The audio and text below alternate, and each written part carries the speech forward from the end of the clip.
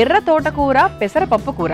ముందుగా తయారు చేయడానికి కావాల్సిన పదార్థాలు ఏంటో చూసేద్దాం. ఎర్ర తోటకూర పెసరపప్పు కూర తయారు చేసుకోవడానికి కావాల్సిన పదార్థాలు: ఎర్ర తోటకూర 1 కప్పు, పెసరపప్పు 1 కప్పు, పచ్చిశనగపప్పు 1 టేబుల్ స్పూన్, పసుపు తగినంత, ఉప్పు తగినంత, పచ్చి కొబ్బరి తురుము 1 కప్పు, మిరియాలు కొద్దిగా, నూనె 4 టేబుల్ స్పూన్లు, ఆవాలు 1 టేబుల్ స్పూన్, జీలకర్ర 1 టేబుల్ స్పూన్, మినపప్పు 1 టేబుల్ స్పూన్, కరివేపాకు కొద్దిగా. ఎర్ర తోటకూర పెసరపప్పు కూర తయారు చేసుకోవడానికి చక్కగా కావాల్సిన పదార్థాలన్నీ కూడా రెడీగా ఉన్నాయి. దీనికోసం ఎర్ర తోటకూర తీసుకున్నామండి. ఎర్ర తోటకూర మనకు దొరుకుతుంది బయట, మనం ఎటువంటి కూరగాయల మార్కెట్కి వెళ్ళినా కూడా మనకి ఎర్ర తోటకూర దొరుకుతుంది. అది రెడీగా ఉంది. పెసరపప్పును కాసేపు 1 గంట పాటు నానబెట్టుకున్నాం. ఇంకేమున్నాయి మిగతా అన్ని పోపుకు మనం తయారు చేసుకునేవి.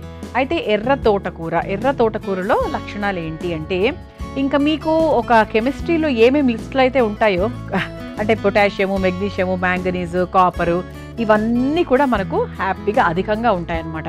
అలాగే కంటి సమస్యను కూడా తగ్గిస్తుంది ఎర్ర తోటకూర. ఆకుకూరలు అన్నీ కూడా మంచివే, అందులో ఎర్ర తోటకూర ముఖ్యంగా కంటికి చాలా బాగా పనిచేస్తుంది. అలాగే రక్తాన్ని ప్యూరిఫై చేసే విషయంలో కూడా, రక్తాన్ని శుద్ధి చేసే విషయంలో కూడా చాలా వరకు సహాయపడుతుంది. ఎందుకంటే చాలా మంది అంటూ ఉంటారు కదా రక్తదానం చెయ్యాలి అని. ఎందుకు అంటే బ్లడ్ ప్యూరిఫికేషన్. పాత రక్తం వెళ్ళిపోతే కొత్త రక్తం ఆటోమేటిక్గా జనరేట్ అవుతుంది కూడా. అలా చేయడం వల్ల మనకి ఏంటి అంటే మనకి మంచిది, హెల్దీగా ఉంటారు. అలా ఏంటి అంటే ఎప్పటికప్పుడు రక్తాన్ని శుద్ధి చేయడానికి ఎర్ర తోటకూర చాలా బాగా సహాయపడుతూ ఉంటుంది. అలాగే ఎవరికైనా హిమోగ్లోబిన్ లెవెల్స్ తక్కువగా ఉన్న వాళ్ళని కూడా మనకి బ్లడ్ లెవెల్స్ని ఇంప్రూవ్ చేయడానికి హెల్ప్ చేస్తుంది అనమాట. మరి ఇంత మంచి లాభాలు ఉన్నాయి. డైజెషన్కి చాలా మంచిది. అంటే మనకి ఇందులో ఫైబర్ ఎక్కువగా ఉంటుంది కాబట్టి డైజెషన్ చాలా బాగా అవుతుంది. గ్యాస్ సమస్యలు ఏమైనా ఉంటే కూడా తగ్గిస్తుంది. ఓకే. అండ్ అంతేకాకుండా మనకు కాన్స్టిపేషన్ ఎటువంటి ఇబ్బందులైనా కూడా చాలా వరకు తగ్గిపోతాయి. ఇందులో మంచి యాంటీ ఆక్సిడెంట్స్ ఉంటాయి, ఆరోగ్యానికి కూడా చాలా మంచిది. అండ్ అటువంటి ఎర్ర తోటకూర, అలాగే పెసరపప్పు. ఇక పెసరపప్పు గురించి చెప్పాలి అంటే చక్కగా చలువ చేస్తుంది, గ్యాస్ కూడా తక్కువగా ఉంటుంది. ఓవరాల్గా ఈ కూర తినడం వల్ల ఏంటి అంటే మనకు హ్యాపీగా డైజెస్ట్ అయిపోతుంది. అండ్ అన్ని రకాల అంటే చాలా రకాల బెనిఫిట్స్ ఉన్నాయి హెల్త్ పాయింట్ ఆఫ్ వ్యూ చూసుకుంటే. మరి మొదలు పెట్టేద్దామా? ఇది కూర చాలా మందికి తెలియదు. ఎర్ర తోటకూర అంటే మామూలుగా పప్పులు అనేవి సాధారణంగా తెలుసు. అండ్ పెసరపప్పుతో రకరకాల కూరలు చేసుకుంటూ ఉంటాం. అంటే మనకి పాలకూర, పెసరపప్పు కూర అలా మనం చేసుకుంటూ ఉంటాం. కానీ ఎర్ర తోటకూర పెసరపప్పు కాంబినేషన్లో ఎలా ఉంటుంది కూర నేర్చేసుకుందాం. ముందుగా స్టవ్ వెలిగించేసుకుందాం.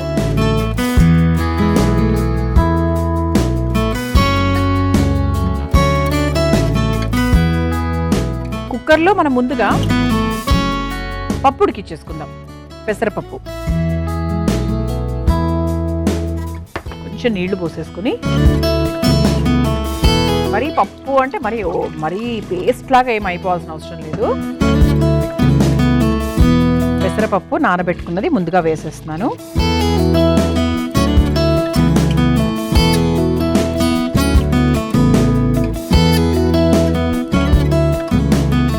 ఆ తర్వాత ఇందులో కాస్త పసుపు వేసుకుందాం. ఎప్పుడు కూడా పప్పు ఉడికించేటప్పుడు కాస్త పసుపు వేసుకోవాలి. ఉప్పు తర్వాత అయినా వేసుకోవచ్చు, కానీ పసుపు మాత్రం ఖచ్చితంగా వేసుకొని ఉడికించుకుంటే ఏంటంటే మనకు ఆ రంగు మారుతుంది, మంచిది కూడా. ఓకే. సో ఇలా చక్కగా నేను నానబెట్టుకున్న పెసరపప్పు, అలాగే దానికి సరిపడా నీళ్లు కూడా పోసేసాను, కాస్త పసుపు కూడా వేసేసాను. ఇప్పుడు కాస్త మూత పెట్టేసుకుందాం. మూత పెట్టి ఒక 3 విజిల్స్ వచ్చేంత వరకు వెయిట్ చేద్దాం. ఇది ఇలా పక్కన పెట్టేశాక మరో స్టవ్లో మనం ఏం చేద్దామంటే ఈ ఎర్ర తోటకూర ఏదైతే ఉందో దాన్ని మనం ఉడికించుకుందాం. అంటే మనము కూర తయారు చేసుకుంటున్నాం, పప్పు కాదు. పప్పు అయితే మన కూర కూడా ఇందులోనే వేసేసుకునే వాళ్ళం, ఎర్ర తోటకూర. కానీ మనం చేసేదేంటి కూర కాబట్టి అది పచ్చిగా వేయకుండా దీన్ని కూడా ఒక 5 నిమిషాల పాటు ఉడికించుకున్నాం అనుకోండి నీళ్ళల్లో. ఆ తర్వాత చాలా ఈజీ అయిపోతుంది మన ప్రాసెస్. ముందుగా నీళ్లు పోసుకుందాం ఈ బాండీలో కూడా.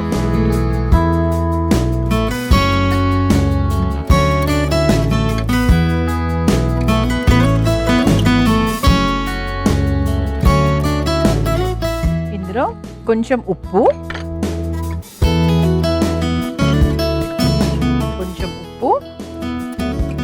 వేసేసుకుని మనం సన్నగా కట్ చేసుకున్నటువంటి ఎర్ర తోటకూర ఏదైతే ఉందో దాన్ని మనం నీళ్ళలో వేసేసుకుందాం.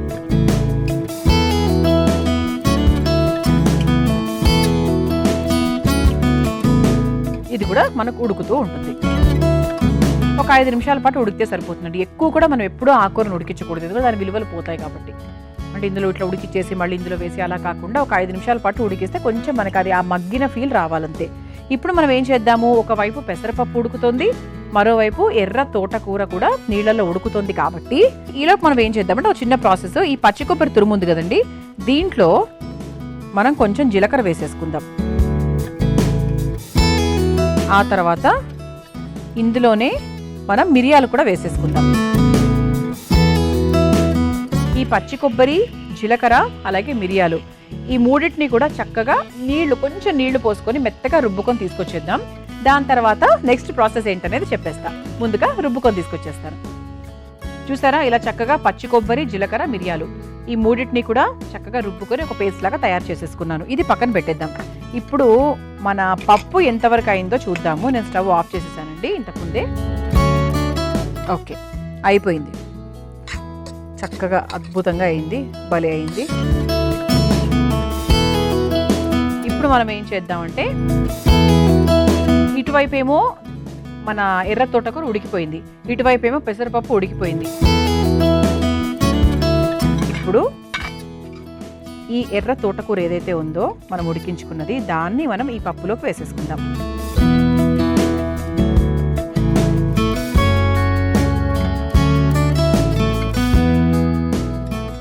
ఇప్పుడు స్టవ్ వెలిగించేసుకుందాం మరొకసారి. ఇది ఒకసారి కలిపేసుకుందాం చక్కగా. చూసారా, ఇలా చక్కగా మనకు దగ్గర పడిపోయింది. కొంచెం నీళ్లు పోసుకుందామండి.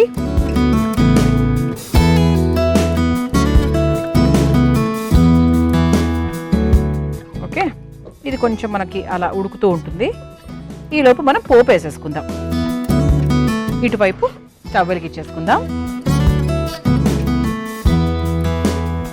కాస్త నూనె వేసేసుకుందాం.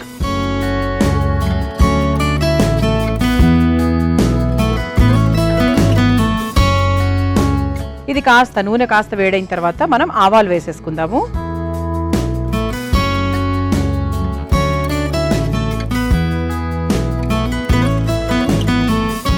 ఆవాలు కాస్త చిటపటలాడిన తర్వాత జీలకర్ర,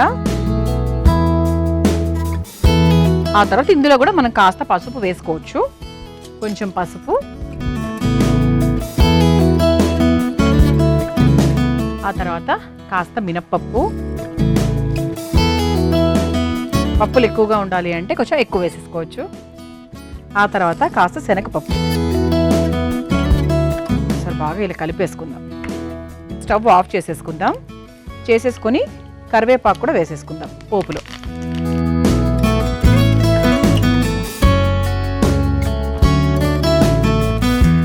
ఇప్పుడు మనం ఏం చేద్దామంటే ఇది చక్కగా మనకి పప్పు అలాగే ఎర్ర తోటకూర దగ్గర పడింది కాబట్టి మనం ముందుగా తయారు చేసుకున్నటువంటి పేస్ట్ ఏదైతే ఉందో అది మనం పప్పులో వేసేసుకుందాం. సో ఇందులో మనకు పచ్చి కొబ్బరి అలాగే మిరియాలు అలాగే జీలకర్ర ఈ మూడు కూడా ఉన్నాయి. సో దీన్ని మనము ఈ పప్పులోకి వేసేసుకుందాం. సో ఇంతవరకు మీరు చూసింది పప్పు ప్రాసెసే. నిజంగా చూస్తే పప్పు లాగానే ఉంది, కానీ మనం ఇది వేసుకున్నాం కదా, దీని తర్వాత కూర అయిపోతుంది అనమాట. ఇది పిల్లలకు పెడితే లొట్టలు వేసుకొని తింటారండి, కమ్మగా ఉంటుంది కదా. అలాగే పెసరపప్పు కూడా పిల్లలకు చాలా మంచిది. ఇప్పుడు చివరిగా మనం కాస్త ఉప్పు వేసేసుకుందాం. ఇంతవరకు మనం ఉప్పు ఇందులో వేసుకోలేదు, మన తోటకూరలో మాత్రం వేసుకున్నాం కాబట్టి ఉప్పు వేసేసుకొని కలిపేసుకొని మనం ముందుగా తయారు చేసుకొని పెట్టుకున్నటువంటి పోపును కూడా వేసేసుకుందాం.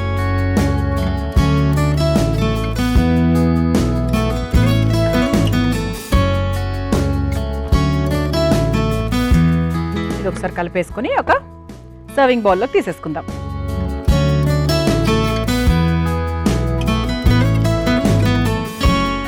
ఆహా, మన ప్లేట్ కూడా ఎంత అందంగా చక్కగా ఉందో చూసారా, బ్యూటిఫుల్గా ఉంది. డక్ ఇలా చక్కగా కమ్మగా కూర తయారైపోయింది. ఈ బౌల్లోకి తీసేసుకుందాము.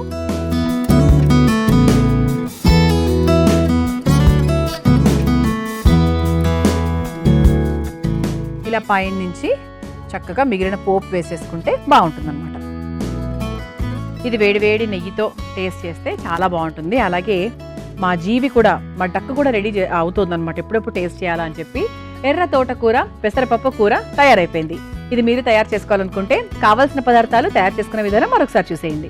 ఎర్ర తోటకూర పెసరపప్పు కూర తయారు చేసుకోవడానికి కావాల్సిన పదార్థాలు: ఎర్ర తోటకూర 1 కప్పు, పెసరపప్పు 1 కప్పు, పచ్చిశనగపప్పు 1 టేబుల్ స్పూన్, పసుపు తగినంత, ఉప్పు తగినంత, పచ్చి కొబ్బరి తురుము 1 కప్పు, మిరియాలు కొద్దిగా, నూనె 4 టేబుల్ స్పూన్లు, ఆవాలు 1 టేబుల్ స్పూన్, జీలకర్ర 1 టేబుల్ స్పూన్, మినపప్పు 1 టేబుల్ స్పూన్, కరివేపాకు కొద్దిగా. ఎర్ర తోటకూర పెసరపప్పు కూర తయారు చేసుకునే విధానం: ముందుగా స్టవ్ వెలిగించి కుక్కర్లో నీళ్లు పోసి నానబెట్టుకున్న పెసరపప్పు కాస్త పసుపు వేసి మూత పెట్టి ఆవిరి మీద ఉడికించుకోవాలి. ఇప్పుడు మరో స్టవ్ వెలిగించి ప్యాన్ లో నీళ్లు వేసి అందులో కాస్త ఉప్పు వేసి తరిగిన ఎర్ర తోటకూరను కూడా వేసి బాగా ఉడికించుకోవాలి. ఇప్పుడు ఒక బౌల్లో పచ్చి కొబ్బరి తురుము, కాస్త జీలకర్ర, మిరియాలు వేసి రుబ్బుకోవాలి. ఇప్పుడు ఉడికిన పెసరపప్పులో ముందుగా ఉడికించుకున్న తోటకూరను వేసి కొద్దిగా నీళ్లు పోసి మెత్తగా రుబ్బుకున్న కొబ్బరి పేస్టును కూడా వేసి బాగా కలిపి కొంచెం సేపు ఉడికించుకోవాలి. ఇప్పుడు మరో స్టవ్ ఆన్ చేసి పోపు ప్యాన్ పెట్టి అందులో కాస్త నూనె వేసి నూనె వేడైన తర్వాత ఆవాలు, జీలకర్ర, కాస్త పసుపు, మినపప్పు, శనగపప్పు, కరివేపాకు వేసి వేయించుకోవాలి. ఉడికిన పెసరపప్పులో ముందుగా తయారు చేసుకున్నటువంటి పోపును వేసి బాగా కలిపి చివరిగా కాస్త ఉప్పు వేసుకొని కలిపి ఒక సర్వింగ్ బౌల్లోకి తీసుకొని సర్వ్ చేసుకుంటే ఎర్ర తోటకూర పెసరపప్పు కూర రెడీ.